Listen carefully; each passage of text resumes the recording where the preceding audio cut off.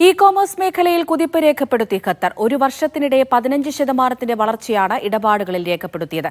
Qatar central ബാങ്കാണ് കണക്കുകൾ പ്രസിദ്ധീകരിച്ചത്.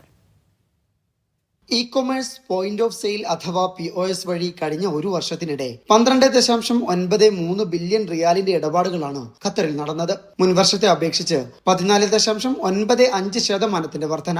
ഇതിൽ POS വഴി 8.6 ബില്യണിന്റെയും ഇ-കൊമേഴ്സ് വഴി 4.2 ബില്യണിന്റെയും ഇടപാടുകൾ നടന്നു. ഇൻസ്റ്റന്റ് പേയ്മെന്റ് സേവനമായ ഫൗറാൻ വഴി 3 ബില്യൺ റിയാലിന്റെ ഇടപാട് നടന്നതായും സെൻട്രൽ ബാങ്ക് അറിയിച്ചു. സമീപകാലത്ത് രാജ്യത്തെ ഇ-കൊമേഴ്സ് മേഖല ആരോഗ്യകരമായ വളർച്ച കൈവരിച്ചതായി സെൻട്രൽ ബാങ്ക് റിപ്പോർട്ടിൽ പറയുന്നു.